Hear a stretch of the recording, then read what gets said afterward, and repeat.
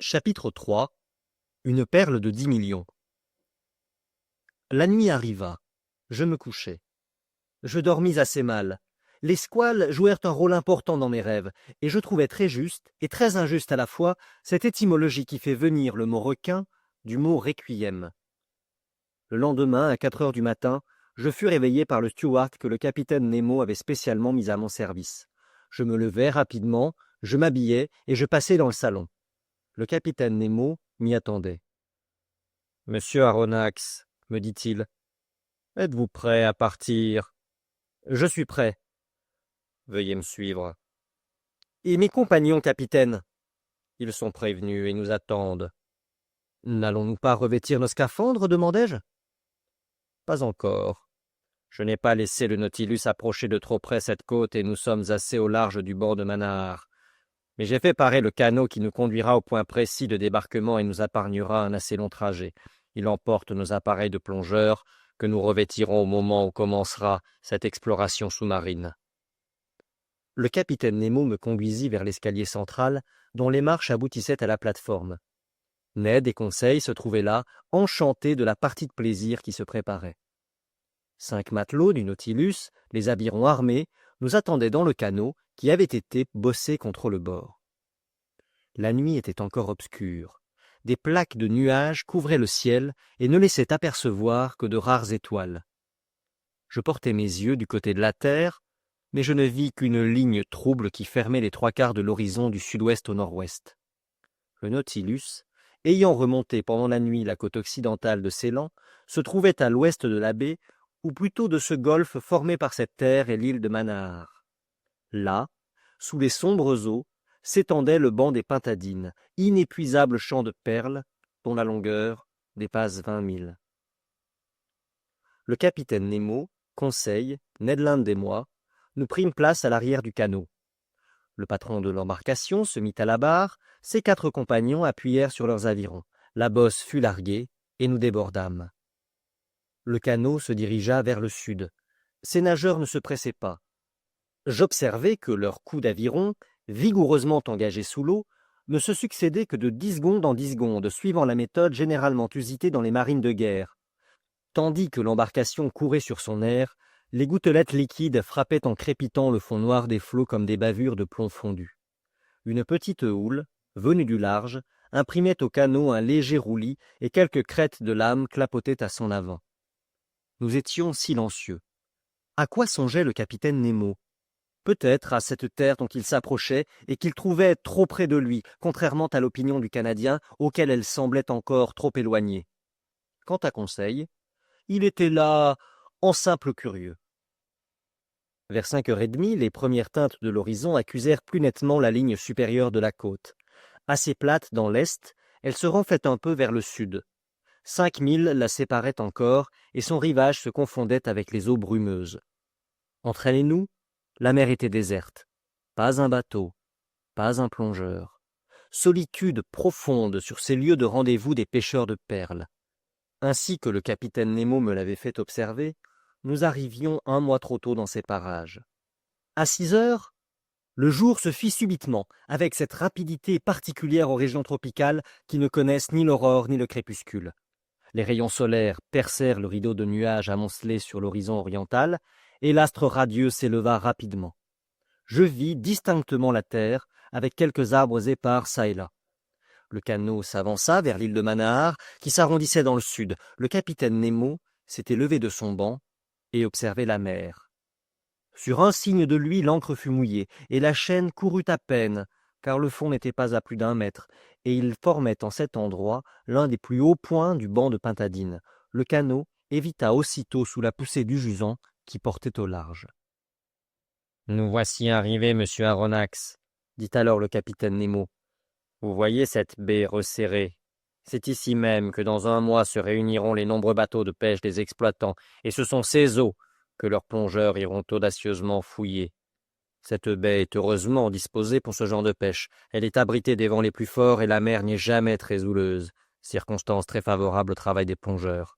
Nous allons maintenant revêtir nos scaphandres et nous commencerons notre promenade. » Je ne répondis rien, et tout en regardant ces flots suspects, aidé des matelots de l'embarcation, je commençai à revêtir mon lourd vêtement de mer. Le capitaine Nemo et mes 2 compagnons s'habillaient aussi. Aucun des hommes du Nautilus ne devait nous accompagner dans cette nouvelle excursion.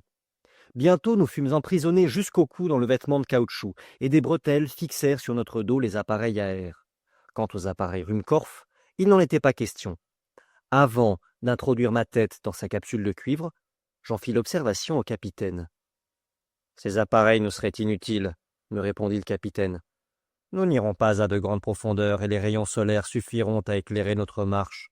D'ailleurs, il n'est pas prudent d'emporter sous ces eaux une lanterne électrique. Son éclat pourrait attirer inopinément quelques dangereux habitants de ces parages. » Pendant que le capitaine Nemo prononçait ces paroles, je me retournai vers Conseil et Ned Land. Mais ces 2 amis avaient déjà emboîté leur tête dans la calotte métallique et ils ne pouvaient ni entendre ni répondre. Une dernière question me restait à adresser au capitaine Nemo. « Et nos armes, lui demandai-je, nos fusils ?»« Des fusils, à quoi bon? Vos montagnards n'attaquent-ils pas un ours, poignard à la main, et l'acier n'est-il pas plus sûr que le plomb? Voici une lame, solide. Passez-la à votre ceinture, et partons. » Je regardais mes compagnons. Ils étaient armés comme nous, et de plus, Ned Land brandissait un énorme harpon qu'il avait déposé dans le canot avant de quitter le Nautilus. Puis, suivant l'exemple du capitaine, je me laissai coiffer de la pesante sphère de cuivre et nos réservoirs à air furent immédiatement mis en activité. Un instant après, les matelots de l'embarcation nous débarquaient les uns après les autres, et par 1,5 mètre d'eau, nous prenions pied sur un sable uni. Le capitaine Nemo nous fit un signe de la main, nous suivîmes, et par une pente douce, nous disparûmes sous les flots. Là, les idées qui obsédaient mon cerveau m'abandonnèrent. Je redevins étonnamment calme. La facilité de mes mouvements accrut ma confiance, et l'étrangeté du spectacle captiva mon imagination. Le soleil envoyait déjà sous les eaux une clarté suffisante, les moindres objets restaient perceptibles. Après 10 minutes de marche, nous étions par 5 mètres d'eau et le terrain devenait à peu près plat. Sur nos pas, comme des compagnies de bécassines dans un marais, se levaient des volées de poissons curieux du genre des monoptères, dont les sujets n'ont d'autres nageoires que celles de la queue. Je reconnus le javanais, véritable serpent long de 8 décimètres au ventre livide que l'on confondrait facilement avec le congre sans les lignes d'or de ses flancs. Dans le genre des stromatées, dont le corps est très comprimé et ovale, j'observais des parus aux couleurs éclatantes portant comme une faux leur nageoire dorsale, poissons comestibles qui, séchés et marinés, forment un mets excellent connu sous le nom de karawad, puis des trangbars appartenant au genre des apsiphoroïdes dont le corps est recouvert d'une cuirasse écailleuse à 8 plans longitudinaux.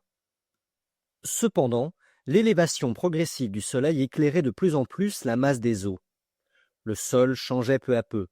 Au sable fin succédait une véritable chaussée de rochers arrondis, revêtus d'un tapis de mollusques et de zoophytes.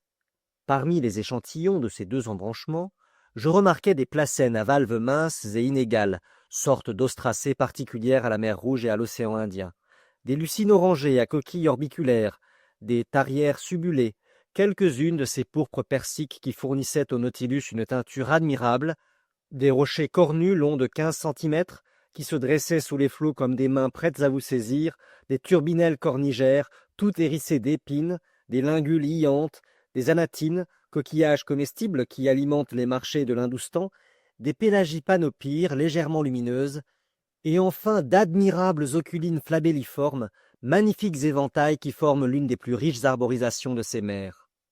Au milieu de ces plantes vivantes et sous les berceaux d'hydrophytes couraient de gauches légions d'articulés, particulièrement des ranines dentées, dont la carapace représente un triangle un peu arrondi, des birgues spéciales à ces parages, des parthénopes horribles dont l'aspect répugnait au regard. Un animal non moins hideux que je rencontrai plusieurs fois, ce fut ce crabe énorme observé par M. Darwin, auquel la nature a donné l'instinct et la force nécessaires pour se nourrir de noix de coco. Il grimpe aux arbres du rivage, il fait tomber la noix qui se fend dans sa chute, et il l'ouvre avec ses puissantes pinces. Ici, sous ces flots clairs, ce crabe courait avec une agilité sans pareille. tandis que des kénopés franches, de cette espèce qui fréquente les côtes du Malabar, se déplaçaient lentement entre les roches ébranlées. Vers 7 heures, nous arpentions enfin le banc de pintadines, sur lequel les huîtres perlières se reproduisent par millions. Ces mollusques précieux adhéraient aux rocs et y étaient fortement attachés par ce byssus de couleur brune qui ne leur permet pas de se déplacer, en quoi ces huîtres sont inférieures aux moules elles-mêmes, auxquelles la nature n'a pas refusé toute faculté de locomotion. La pintadine meleagrina, la même perle dont les valves sont à peu près égales, se présente sous la forme d'une coquille arrondie, aux épaisses parois, très rugueuses à l'extérieur. Quelques-unes de ces coquilles étaient feuilletées et sillonnées de bandes verdâtres qui rayonnaient de leur sommet. Elles appartenaient aux jeunes huîtres. Les autres, à la surface rude et noire, vieilles de 10 ans et plus, mesuraient jusqu'à 15 centimètres de largeur. Le capitaine Nemo me montra de la main cet amoncellement prodigieux de pintadines, et je compris que cette mine était véritablement inépuisable, car la force créative de la nature l'emporte sur l'instinct destructif de l'homme. Ned Land, fidèle à cet instinct, se hâtait d'emplir des plus beaux mollusques un filet qu'il portait à son côté. Mais nous ne pouvions nous arrêter. Il fallait suivre le capitaine qui semblait se diriger par des sentiers connus de lui seul. Le sol remontait sensiblement, et parfois mon bras, que j'élevais, dépassait la surface de la mer. Puis le niveau du banc se rabaissait capricieusement. Souvent nous tournions de hauts rocs effilés en pyramidions. Dans leurs sombres anfractuosités, de gros crustacés, pointés sur leurs hautes pattes comme des machines de guerre, nous regardaient de leurs yeux fixes. Et sous nos pieds rampaient des myrianes, des glycères, des aricies et des annélides qui allongeaient démesurément leurs antennes et leurs cires tentaculaires. En ce moment s'ouvrit devant nos pas une vaste grotte, creusée dans un pittoresque entassement de rochers tapissés de toutes les hautes lisses de la flore sous-marine. D'abord, cette grotte me parut profondément obscure.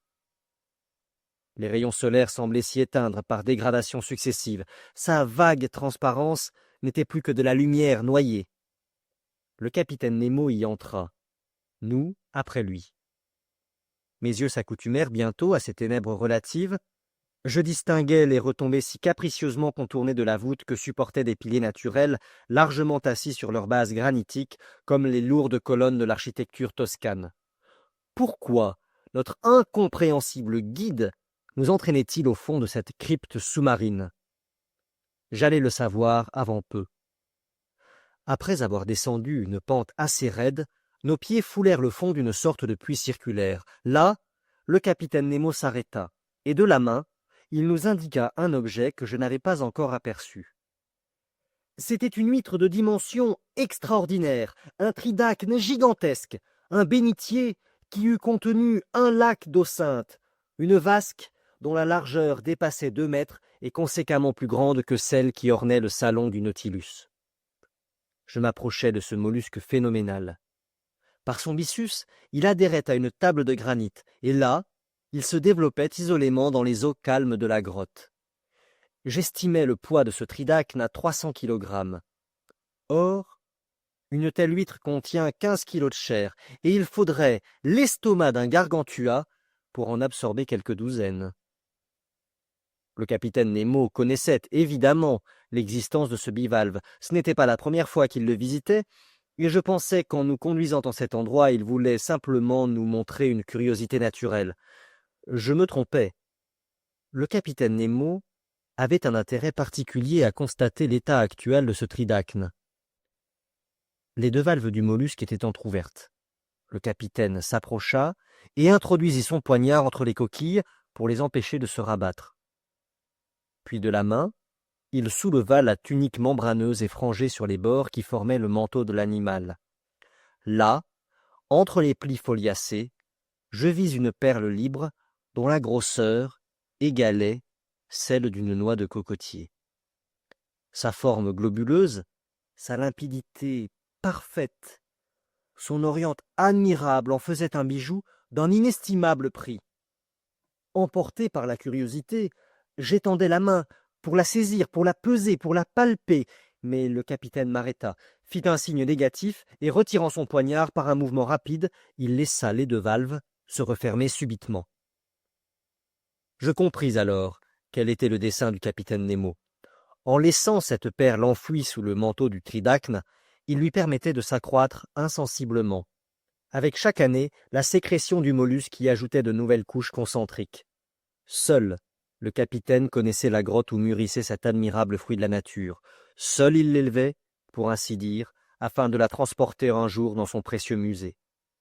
Peut-être même, suivant l'exemple des Chinois et des Indiens, avait-il déterminé la production de cette perle en introduisant sous les plis du mollusque quelques morceaux de verre et de métal qui s'étaient peu à peu recouverts de la matière nacrée. En tout cas, comparant cette perle à celle que je connaissais déjà, à celle qui brillait dans la collection du capitaine, j'estimais sa valeur à 10 millions de francs au moins. Superbe curiosité naturelle et non bijou de luxe, car je ne sais quelles oreilles féminines auraient pu la supporter. La visite à l'opulent tridacne était terminée. Le capitaine Nemo quitta la grotte et nous remontâmes sur le banc de pintadines au milieu de ces eaux claires que ne troublait pas encore le travail des plongeurs. Nous marchions isolément, en véritables flâneurs, chacun s'arrêtant ou s'éloignant au gré de sa fantaisie. Pour mon compte, je n'avais plus aucun souci des dangers que mon imagination avait exagérés si ridiculement. Le haut fond se rapprochait sensiblement de la surface de la mer, et bientôt par 1 mètre d'eau ma tête dépassa le niveau océanique. Conseil me rejoignit, et collant sa grosse capsule à la mienne, il me fit des yeux un salut amical. Mais ce plateau élevé ne mesurait que quelques toises, et bientôt nous fûmes rentrés dans notre élément. Je crois avoir maintenant le droit de le qualifier ainsi. 10 minutes après, le capitaine Nemo s'arrêtait soudain. Je crus qu'il faisait halte pour retourner sur ses pas. Non. D'un geste, il nous ordonna de nous blottir près de lui, au fond d'une large anfractuosité. Sa main se dirigea vers un point de la masse liquide, et je regardai attentivement. À 5 mètres de moi, une ombre apparut et s'abaissa jusqu'au sol. L'inquiétante idée des requins traversa mon esprit. Mais je me trompais. Et cette fois encore, nous n'avions pas affaire au monstre de l'océan. C'était un homme vivant, un Indien, un noir, un pêcheur, un pauvre diable sans doute, qui venait glaner avant la récolte. J'apercevais le fond de son canot mouillé à quelques pieds au-dessus de sa tête. Il plongeait et remontait successivement. Une pierre taillée en pain de sucre et qu'il serrait du pied tandis qu'une corde le rattachait à son bateau lui servait à descendre plus rapidement au fond de la mer. C'était là tout son outillage. Arrivé au sol par 5 mètres de profondeur environ, il se précipitait à genoux et remplissait son sac de pintadines ramassées au hasard. Puis il remontait, vidait son sac, ramenait sa pierre et recommençait son opération qui ne durait que 30 secondes. Ce plongeur ne nous voyait pas, l'ombre du rocher nous dérobait à ses regards. Et d'ailleurs, comment ce pauvre Indien aurait-il jamais supposé que des hommes, des êtres semblables à lui, fussent là, sous les eaux, épiant ses mouvements, ne perdant aucun détail de sa pêche. Plusieurs fois, il remonta ainsi et plongea de nouveau. Il ne rapportait pas plus d'une dizaine de pintadines à chaque plongée, car il fallait les arracher du banc auquel elles s'accrochaient par leur robuste byssus. Et combien de ces huîtres étaient privées de ces perles pour lesquelles il risquait sa vie? Je l'observais avec une attention profonde. Sa manœuvre se faisait régulièrement, et pendant une demi-heure, aucun danger ne parut le menacer. Je me familiarisais donc avec le spectacle de cette pêche intéressante, quand tout d'un coup, à un moment où l'Indien était agenouillé sur le sol, je lui vis faire un geste d'effroi, se relever et prendre son élan pour remonter à la surface des flots. Je compris son épouvante. Une ombre gigantesque apparaissait au-dessus du malheureux plongeur. C'était un requin de grande taille qui s'avançait diagonalement, l'œil en feu, les mâchoires ouvertes. J'étais muet d'horreur, incapable de faire un mouvement. Le vorace animal, d'un vigoureux coup de nageoire, s'élança vers l'Indien qui se jeta de côté et évita la morsure du requin, mais non le battement de sa queue, car cette queue, le frappant à la poitrine, l'étendit sur le sol. Cette scène avait duré quelques secondes à peine. Le requin revint, et se retournant sur le dos, il s'apprêtait à couper l'Indien en deux, quand je sentis le capitaine Nemo, posté près de moi, se lever subitement.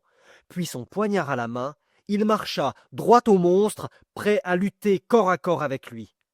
Le squale, au moment où il allait happer le malheureux pêcheur, aperçut son nouvel adversaire, et se replaçant sur le ventre, il se dirigea rapidement vers lui. Je vois encore la pose du capitaine Nemo. Replié sur lui-même, il attendait avec un admirable sang-froid le formidable squale. Et lorsque celui-ci se précipita sur lui, le capitaine, se jetant de côté avec une prestesse prodigieuse, évita le choc et lui enfonça son poignard dans le ventre. Mais tout n'était pas dit. Un combat terrible s'engagea. Le requin avait rugi pour ainsi dire.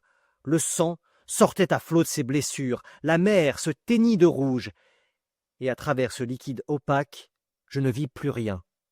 Plus rien, jusqu'au moment où, dans une éclaircie, j'aperçus l'audacieux capitaine, cramponné à l'une des nageoires de l'animal, luttant corps à corps avec le monstre, labourant de coups de poignard le ventre de son ennemi, sans pouvoir toutefois porter le coup définitif, c'est-à-dire l'atteindre en plein cœur. Le squale, se débattant, agitait la masse des eaux avec furie, et leur remous menaçait de me renverser. J'aurais voulu courir au secours du capitaine, mais cloué par l'horreur, je ne pouvais remuer. Je regardais, l'œil hagard. Je voyais les phases de la lutte se modifier. Le capitaine tomba sur le sol, renversé par la masse énorme qui pesait sur lui. Puis, les mâchoires du requin s'ouvrirent démesurément comme une cisaille d'usine, et c'en était fait du capitaine, si prompt comme la pensée, son harpon à la main, Ned Land, se précipitant vers le requin, ne l'eût frappé de sa terrible pointe. Les flots s'imprégnèrent d'une masse de sang. Ils s'agitèrent sous les mouvements du squale qui débattait avec une indescriptible fureur. Ned Land n'avait pas manqué son but. C'était le râle du monstre. Frappé au cœur, il se débattait dans des spasmes épouvantables dont le contre-coup renversa Conseil. Cependant, Ned Land avait dégagé le capitaine. Celui-ci, relevé sans blessure, alla droit à l'Indien, coupa vivement la corde qui le liait à sa pierre, le prit dans ses bras, et d'un vigoureux coup de talon, il remonta à la surface de la mer. Nous le suivîmes tous trois, et en quelques instants, miraculeusement sauvés, nous atteignions l'embarcation du pêcheur. Le premier soin du capitaine Nemo fut de rappeler ce malheureux à la vie. Je ne savais s'il réussirait, je l'espérais, car l'immersion de ce pauvre diable n'avait pas été longue, mais le coup de queue du requin pouvait l'avoir frappé à mort. Heureusement, sous les vigoureuses frictions du Conseil et du capitaine, je vis peu à peu le noyé revenir au sentiment. Il ouvrit les yeux. Quelle dut être sa surprise, son épouvante même, à voir les 4 grosses têtes de cuivre qui se penchaient sur lui. Et surtout, que dut-il penser quand le capitaine Nemo, tirant d'une poche de son vêtement un sachet de perles, le lui eut mis dans la main. Cette magnifique aumône de l'homme des eaux au pauvre Indien de Ceylan fut acceptée par celui-ci d'une main tremblante.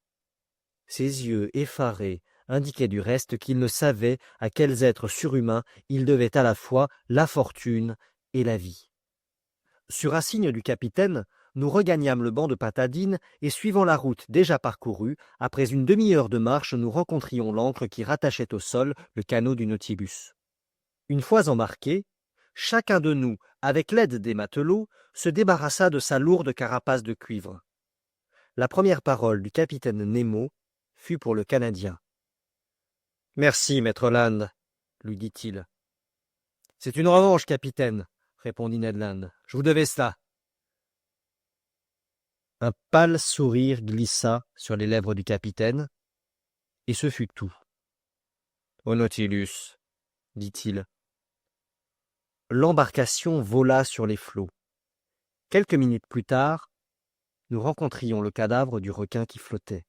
À la couleur noire marquant l'extrémité de ses nageoires, je reconnus le terrible mélanoptère de la mer des Indes, de l'espèce des requins proprement dit. Sa longueur dépassait 25 pieds, sa bouche énorme occupait le tiers de son corps.